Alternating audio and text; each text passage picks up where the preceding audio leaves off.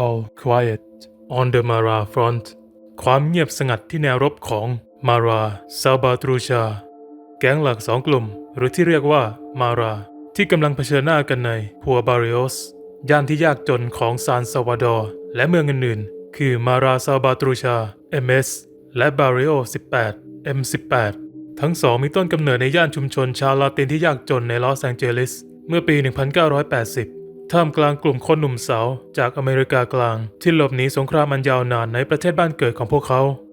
เมื่อพวกเขาถูกขับไล่ออกจากสหรัฐอเมริกาพวกเขาก็พาความจงรักภักดีต่อแก๊งและสงครามแย่งชิงดินแดนกลับบ้านไปด้วยในปัจจุบันพวกมาราทำผิดกฎหมายด้วยอาชญากรรมแบบดั้งเดิมเช่นรีดไถลักพาตัวและปล้นทรัพย์ด้วยอาวุธ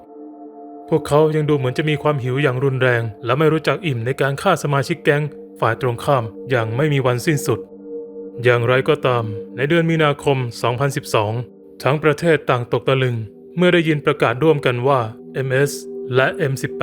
ตกลงกันในข้อตกลงสงบศึกครั้งประวัติศาสตร์โดยมีคาทอลิกบิชอปสังฆราชประจำสังฆมณฑลและอดีตนักรบกองโจรที่ผันตัวมาเป็นสมาชิกสภาผู้แทนราษฎรเป็นผู้ไกล่เกลี่ย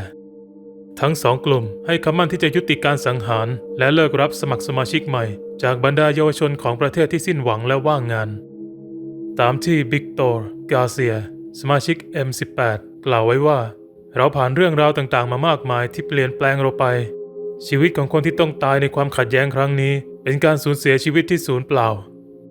มีการถกเถียงกันมากเกี่ยวกับแรงผลักดันและเหตุผลของการสงบศึกตามที่กาเซียจาก M18 กล่าวพวกเราไม่ได้ยุติสลายกำลังเราจะยังคงเป็นแก๊งอันธพาลตลอดไปแต่เราจะค่อยๆเลิกทำอาชญากรรมทีละน้อยตราบใดที่เรายังหางานทำและมีโอกาสกลับเข้าสู่สังคมได้อีกครั้งบรรดาผู้ที่ไม่ศรัทธาทั้งในหมู่โลกอาชญากรรมและประเทศเพื่อนบ้านที่ต่างกำลังทำสงครามขนาดย่อมของตนเองเพื่อต่อต้านศัตรูตัวฉกาจของกลุ่มแก๊งต่างๆสงสัยว่าเครือข่ายค้ายาเสพติดข้ามชาติอยู่เบื้องหลังการสงบศึกเนื่องจากความวุ่นวายเริ่มส่งผลกระทบต่อห่วงโซ่อุปทานของพวกเขา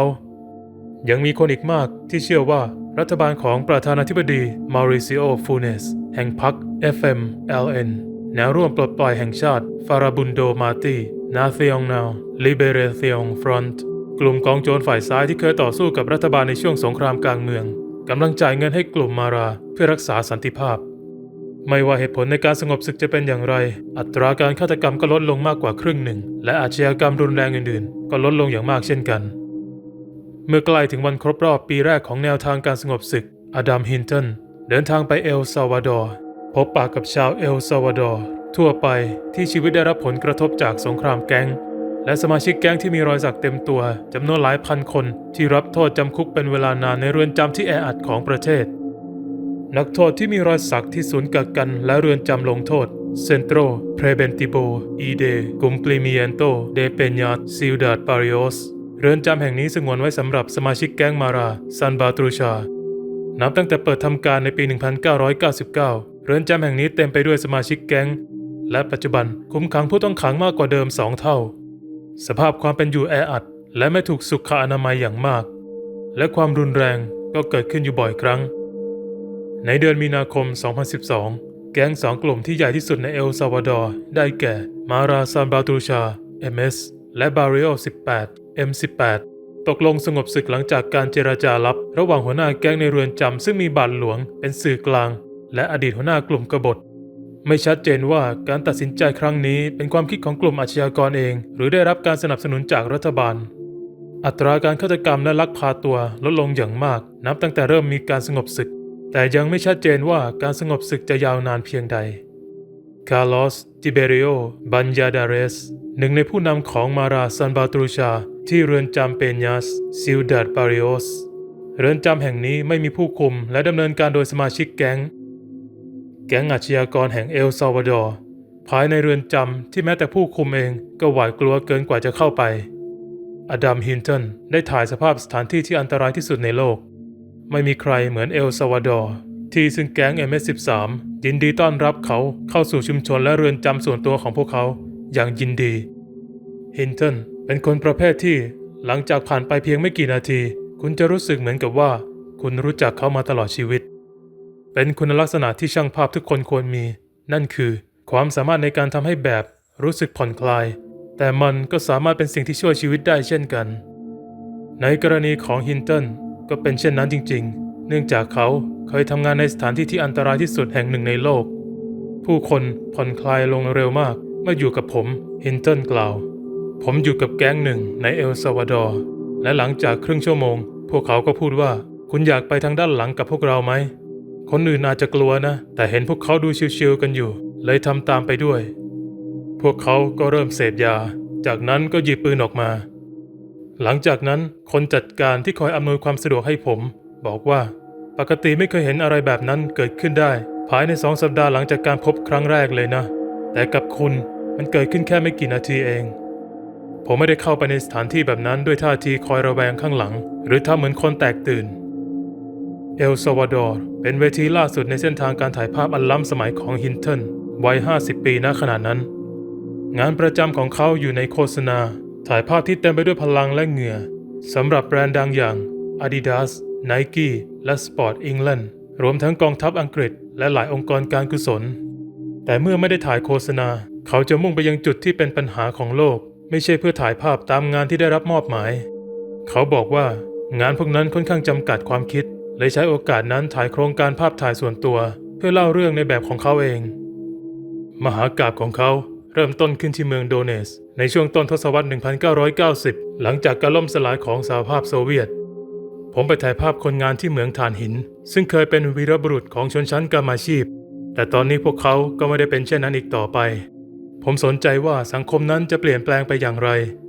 อดัมฮินตันทำความรู้จักกับครอบครัวหนึ่งในพื้นที่นั้นและตลอด3 ปีเขาเดินทางไปมาหลายครั้งเพื่อบันทึกภาพชีวิตของชุมชนรอบตัวพวกเขานั่นกลายเป็นแนวทางแบบแผนของผมในการทำโปรเจกต์ต่างๆคือเริ่มจากการทำงานกับครอบครัวบางกลุ่มจากนั้นก็ค่อยๆสำรวจและค้นพบชุมชนรอบตัวผ่านมุมมองของพวกเขานับตั้งแต่นั้นมาเขาได้เดินทางไปยังฉนวนกาซาอียิปต์อินโดนีเซียฟิลิปปินส์อินเดียเวเนซุเอลาบราซิลและทั่วทั้งแอฟริกางานส่วนตัวของเขาส่วนใหญ่ในช่วงทศวรรษที่ผ่านมามุ่งเน้นไปที่สลัมของโลกที่กำลังพัฒนาและเป็นส่วนหนึ่งของโปรเจกต์ดังกล่าวในปี 2013 หนึ่งในการเดินทางที่อันตรายที่สุดของเขานำเขาไปยังเอลซัลวาดอร์ประเทศในอเมริกากลางที่ขึ้นชื่อว่ามีอัตราการฆาตกรรมสูงที่สุดในโลกจนกระทั่งเขาไปที่นั่นฮินตันได้หลีกเลี่ยงการบันทึกวัฒนธรรมแก๊งเขากล่าวว่าทุกคนก็ถ่ายเรื่องแก๊งกันหมดแต่ผมอยากให้เห็นว่า 95% ของคนในฟาเวลาหรือชุมชนแออัดนั้นเป็นคนธรรมดาไม่ใช่แก๊งแต่เมื่อเขาได้ยินจาก BBC World Service ว่าแก๊งคู่แข่งใหญ่2 กลุ่มในเอลซัลวาดอร์มาราซาบาตรูชา MS13 และ18 Street Barrio 18 หลังจากที่ทั้ง2 ฝ่ายตกลงหยุดยิงเขาหวังว่าสิ่งนี้จะช่วยให้เขาเข้าใจเหตุผลเบื้องหลังเหตุการณ์ยิงกันและทำให้มองเห็นผู้คนแทนที่จะมองแค่ปืนการสงบศึกสิ้นสุดลงแล้วและความรุนแรงก็รุนแรงมากขึ้นกว่าเดิมแต่ในช่วงเวลาสั้นๆนั้นฮินตันใช้เวลา1 สัปดาห์ในเขตลาสวิกตอเรียสของซานซาวาดอร์เมืองหลวงของประเทศและเยี่ยมชมเปโนเดซิลดัดบาริโอสซึ่งเป็นเรือนจำสำหรับสมาชิก MS13 โดยเฉพาะภายนอกมีทหารคอยเฝ้าอยู่แต่ภายในเรือนจำที่ทรุดโทรมแห่งนี้กลับมีนักโทษ 2,600 คนซึ่งสร้างไว้สำหรับ800 คนเดินไปมาอย่างอิสระตามอำเภอใจเนื่องจากเจ้าหน้าที่กลัวเกินกว่าจะเข้าไปนักโทษในเรือนจำนี้มีร้านเบเกอรี่ของตัวเองมีเวิร์กช็อปทำเฟอร์นิเจอร์และของเล่นและยังมีโรงพยาบาลขั้นพื้นฐานที่พวกเขาดูแลและบริหารเองฮินตันได้จัดทำหนังสือเล่มใหม่ที่หรูหราซึ่งมีภาพบุคคลคือนักโทษที่มีรอยสักเต็มตัวจำนวน20 ภาพผมบอกเขาว่าท่าทางของพวกเขาดูน่ากลัวและก้าวร้าวแต่เขากลับปฏิเสธความคิดเห็นนั้นผมรู้สึกว่าหน้าตาของพวกเขาค่อนข้างนิ่งสงบพวกเขาปฏิบัติกับผมอย่างอบอุ่นจริงๆเรานั่งคุยและล้อเล่นกันและยืนยันว่าตัวเองปลอดภัยในเรือนจำเพราะได้รับเชิญโดยตรงจากหัวหน้าแก๊งที่ควบคุมเรือนจำแก๊ง Law Rules นอกจากหนังสือเล่มนี้แล้วฮินตันยังได้นำภาพถ่ายอื่นๆที่เขาถ่ายในเรือนจำและที่ Las Victorias มาลงบนเว็บไซต์ของเขาพร้อมกับภาพยนตร์สั้นอีกชิ้นหนึ่งเขากล่าวว่าแม้จะหลีกเลี่ยงแก๊งมาตลอดแต่เมื่อไปบราซิลเขาก็สังเกตเห็นว่าแก๊งถูกผนวกเข้ากับสังคมฟาเวลาอย่างลึกซึ้งมันเป็นความสัมพันธ์แบบรักเกลียดพวกเขาน่าจะอยู่ได้ดีกว่า ถ้าไม่มีแก๊งแต่ก็ยังต้องพึ่งพาแก๊งเพื่อปกป้องตัวเองจากแก๊งคู่แข่งและจากตำรวจผมตั้งใจไปพบสมาชิกแก๊งในเอลซัลวาดอร์แต่ไม่ใช่เพื่อถามว่าโหดแค่ไหนฆ่าคนไปกี่คนไม่มีเรื่องโง่ๆแบบนั้นอยู่ในหัวผมแค่อยากถามว่าทำไมพวกเขาถึงเข้าร่วมแก๊งและแก๊งทำอะไรบ้าง MS-13 และ Barrio 18ก่อตั้งโดยผู้ลี้ภัยชาวเอลซัลวาดอร์ที่หนีสงครามกลางเมืองในช่วงทศวรรษ 1980 ไปตั้งถิ่นฐานที่ลอสแอนเจลิสและเมื่อสงครามสิ้นสุดในปี 1992 พวกเขาก็ถูกส่งตัวกลับเอลซัลวาดอร์พร้อมนำวัฒนธรรมแก๊งกลับไปด้วยฮินตันตั้งใจที่จะชูเรื่องราวของสงครามกลางเมืองรวมถึงความขัดแย้งทางชนชั้นที่ยังคงปะทุอยู่ในเอลซัลวาดอร์เขาไม่ได้นำเสนอแก๊งว่าเป็นความรุนแรงโดยปราศจากเหตุผลความรุนแรงของพวกเขาเกิดจากสังคมที่ยากจนและแตกแยกหนึ่งในเหตุผลที่เขาหลีกเลี่ยงงานจ้างคือไม่อยากให้เรื่องราวของผู้คนอื่นมากำหนดงานของเขาต้องการพัฒนาเรื่องราวของตัวเองตามมุมมองของเขาในย่านลาสปิกตอเรียสฮินตันได้ทานมื้อกลางวันกับหัวหน้าแก๊งซึ่งเพิ่งสั่งให้ฆ่าสายข่าววัยรุ่นไปไม่นานเขาเข้าร่วมในการสวดภาวนาเพื่ออธิษฐานให้วิญญาณของทารกที่ตายตั้งแต่ยังไม่เกิดเพราะแม่ของเด็กซึ่งถูกจำคุกในข้อหายาเสพติดไม่ได้รับอนุญาตให้ไปโรงพยาบาลทันเวลาเพื่อคลอดเขาได้เห็นงานศพของชายคนหนึ่งซึ่งไม่ใช่สมาชิก MS-13 แต่ถูกแก๊ง Barrio 18 ยิงเสียชีวิตเพราะอาศัยอยู่ในย่านของ MS-13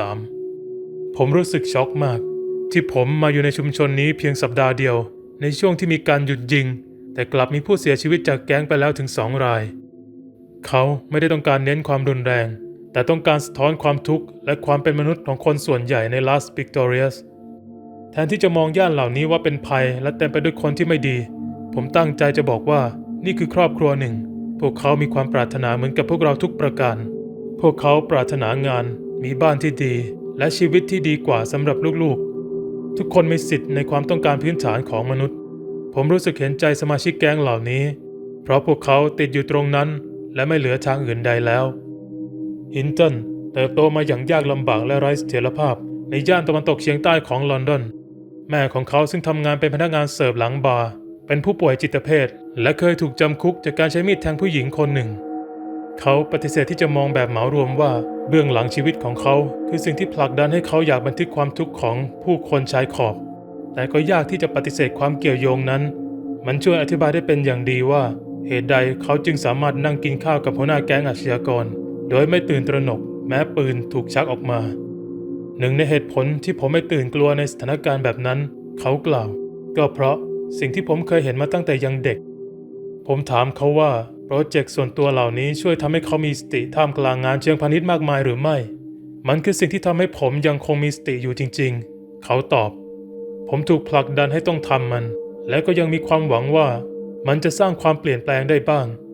แต่บางทีผมก็อาจจะคิดฝันเกินไปก็ได้เรียบเรียงและแปลโดย Vanoli Hunter